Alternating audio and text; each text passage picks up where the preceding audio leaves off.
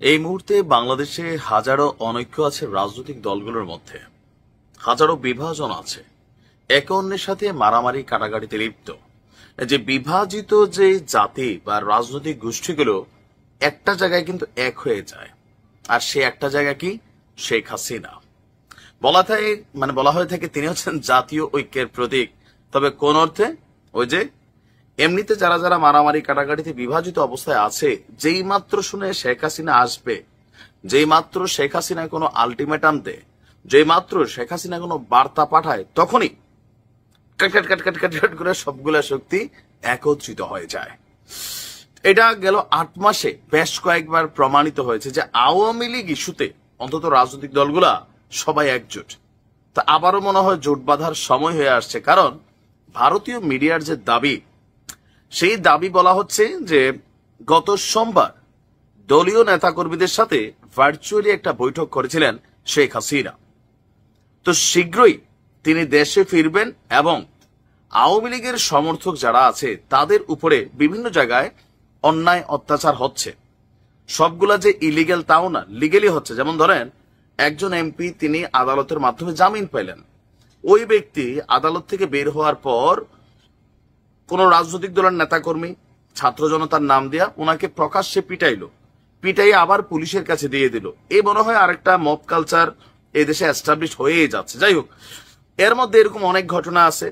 এই যে ঘটনাগুলা, কারো বাড়িতে ভাঙচুর হয়েছে, যারা সন্ত্রাসী কর্মকাণ্ড করছে তারাও যেমন বিপদে পড়ছে, আবার আওয়ামী লীগ করতেও কিন্তু ভালো মানুষ, তারাও বিপদে পড়ছে। তো এই যে অবস্থান, সে অবস্থার জন্য তিনি বলছেন যে চিন্তা করবেন না, আমি আসতেছি।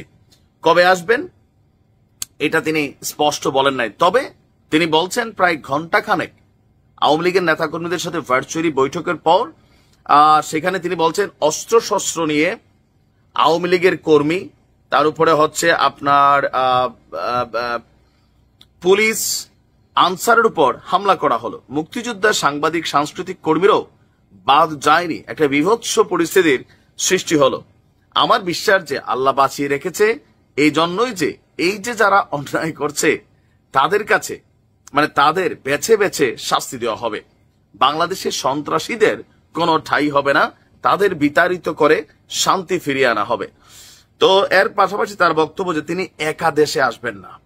তিনি দেশ ছাড়ার পর আওয়ামী লীগের যে সকল নেতাকর্মীরা দেশ ছেড়ে পালিয়েছে, পলাতক মন্ত্রী এমপিরা আছেন, সকল নেতাকর্মীদের নিয়ে তিনি একযোগে দেশে প্রবেশ করবেন। এখন শেখ হাসিনার এই বক্তব্যটি প্রকাশের পর এই ভিডিওটা প্রকাশের পরপর আবার দেখলাম গণমাধ্যমে এটা নিয়ে নানান বিতর্ক তৈরি হয়েছে। কেউ কেউ বলছেন আহো খালা আহো, আবার কেউ কেউ বলছেন টুক করে ঢুকে যাই, দেখি আমরাও প্রস্তুত আছি। এই মুহূর্তে শেখ হাসিনা আদৌ কি বাংলাদেশে ফিরবেন?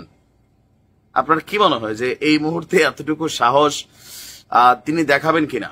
আর যদি আসলেই তিনি এমন কোন সিদ্ধান্ত নিয়ে বসেন, তাহলে দেশের মধ্যে কি পরিমাণ অরাজক বিশৃঙ্খল পরিস্থিতি তৈরি হবে। এই যে একটা উত্তাল ঝড় উঠবে, সেই ঝড় 5ই আগস্ট যেই পরিমাণ জীবন না হারাইছে মানুষ, এর থেকে 10 গুণ পড়বে। তবে আমার মনে হয় না যে তিনি এই মুহূর্তে এই ধরনের কোনো সিদ্ধান্ত নেবেন। রাজনৈতিক বিশ্লেষকরা বলছেন এটা বেসিক্যালি রাজনৈতিক যারা নেতাকর্মী আছেন তাদেরকে মানসিকভাবে চাঙ্গা রাখার জন্যই তিনি এই ধরনের বক্তব্য দিচ্ছেন। তারপরেও সময় বলে দিবে।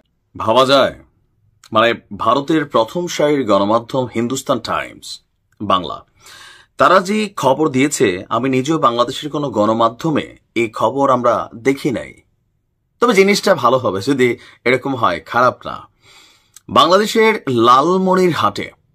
লালমনিরহাট যারা আছে আমাদের সম্ভবত উত্তরবঙ্গ এলাকা, আই ডোন্ট নো, একটু পিছিয়ে পড়া এলাকা, বাট এই এলাকাটার কপাল খুলে যাবে ভাই।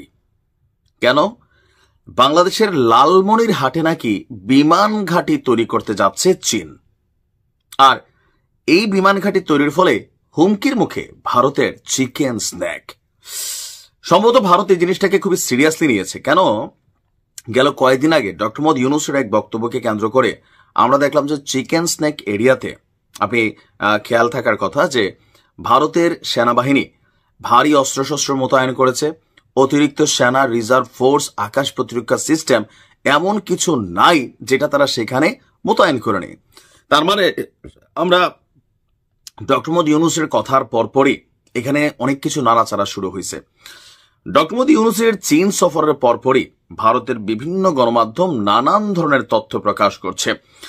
কেন বাংলাদেশের লালমনিরহাট ভারতের জন্য ঝামেলা এবার বলি। বাংলাদেশের লালমনিরহাট জেলা ভারতের চিকেন স্নেক এলাকার সাথে সংযুক্ত। বাংলাদেশের এই লালমনিরহাট জেলা পশ্চিমবঙ্গের কোচবিহার এবং জলপাইগুড়ি যে জেলা আছে সেটার সাথেই কাছাকাছি লেভেলে অবস্থিত। এই আবহে কৌশলগত দৃষ্টিভঙ্গি থেকে বিষয়টি অত্যন্ত আপনার সংবেদনশীল। বাংলাদেশের লালমনিরহাট জেলায় একটি বিমান ঘাঁটি নির্মাণ করছে চীন, এমনই দাবি করা হয়েছে লাইভ হিন্দুস্তানের রিপোর্টে। এদিকে চীনা বিমান ঘাঁটি সংক্রান্ত তথ্য নাকি ভারতের কাছেও পৌঁছে গিয়েছে। উল্লেখ্য, বাংলাদেশের লালমনিরহাটের জেলা ভারতের চিকেন স্নেক এলাকার সাথে সংযুক্ত হওয়ায় এহেন পরিস্থিতিতে চীনকে এই এলাকায় বিমান ঘাঁটি নির্মাণের অনুমতি দিয়ে ভারতের উদ্বেগ বাড়িয়েছে বাংলাদেশ। সম্প্রতি চীন সফরে গিয়েছিলেন ডক্টর মোহাম্মদ ইউনূস। ইকোনমিক টাইমসের রিপোর্ট অনুযায়ী সেই সময় চীনকে এই বিমান ঘাঁটির তৈরির অনুমতি দিয়ে এসে তিনি থাকতে পারেন, তবে এই প্রকল্প নিয়ে দুই দেশের আলোচনার মধ্যে কোন রকম উল্লেখ সরকারি নথিতে নেই। এদিকে এই চীন সফরকালে উত্তর পূর্ব ভারত নিয়ে একটা মন্তব্য করেছিলেন ডক্টর মোহাম্মদ ইউনূস। রিপোর্ট অনুযায়ী চীন সফরে উত্তর পূর্ব ভারতের 7 রাজ্যকে নিয়ে বিতর্কিত মন্তব্য করেছেন ডক্টর ইউনূস। ওই যে আপনার 7 সিস্টার্স নিয়ে তেনার যে বক্তব্য, এই বক্তব্য থেকে এখানে আসছে। এদিকে বাংলাদেশের দ্বিতীয় বৃহত্তম বন্দর মোংলায় উন্নয়ন প্রকল্পেরও বরাদ্দ পেয়েছে চীন। এজন্য নৌপরিবহন মন্ত্রণালয়ের সাথে মোংলা বন্দর কর্তৃপক্ষের কমার্শিয়াল এগ্রিমেন্ট স্বাক্ষরিত হয়েছে। China civil engineering construction corporation এই বন্দর সম্প্রসারণের দায়িত্বে থাকবে। এর আগে ছিল এই বন্দর উন্নয়নের দায়িত্বে ভারতীয় এক সংস্থা, তবে 24 সালে সেই সংস্থা সরে আসে এই প্রকল্প থেকে। এখন সেই সুযোগ কাজে লাগাচ্ছে চীনা সংস্থা। তবে আমরা এতটুকু শুনছি কানে কানে বা লোকমুখে, চীন থেকে সম্ভবত 10টি অত্যাধুনিক প্রযুক্তির যুদ্ধ বিমান ক্রয় করে এসেছে বাংলাদেশ। এটা কেন করছে আপনারা বুঝতেই পারছেন। এখন ভারতের গণমাধ্যমের এই খবরগুলো আসলে কতটুকু যৌক্তিক অথবা কতটুকু সঠিক হইতেও পারে, কারণ ভারতের সবচেয়ে বড় হেডেক হচ্ছে চীন। চীন প্রতিকায়কে কি করে আর বাংলাদেশের এই বর্তমান ইন্টারিম সরকার কোথায় কি করছে, আমাদের থেকে বাংলাদেশের জনগণের থেকেও বেশি কনসার্ন ভারতের গোয়েন্দা সংস্থাগুলা। যদি হয় খারাপ না, পৃথিবীর বিভিন্ন দেশে বিভিন্ন জাতির বিভিন্ন দেশের বিমান ঘাঁটি আছে, তবে চীনের এই বিমান ঘাঁটি আমাদের জন্য কতটুকু কল্যাণকর হবে সেটাও কথা। তবে আমার ধারণা ডক্টর মোদী ইউনূস এই সিদ্ধান্ত নেন নাই, কারণ এটা দেশ এবং জনগণ এটাতে রিয়েকশন দিবে। কারণ আমাদের দেশে কোনো দেশের বিমান ঘাঁটি থাকুক সেটা আমরা এমনিও চাই না। অন্য দেশের খেলার পাত্র হোক, আপনি ইরাক, সিরিয়া, লেবানন এগুলার নমুনা দেখছেন না, নাই হয়ে যায়। একদিকে আমেরিকা ঘাঁটিকার, আরেকদিকে রাশিয়া, আরেকদিকে ইরান, আরেকদিকে উমুক তুমুক, আরেকদিকে ইসরায়েল। এজ এ রেজাল্ট কি হয়, যে দেশটাতে বসে এই দেশটাই শেষ হয়ে যায়। দেখা যাক আমাদের সরকারে নিয়ে কি বলে। ভালো থাকুন।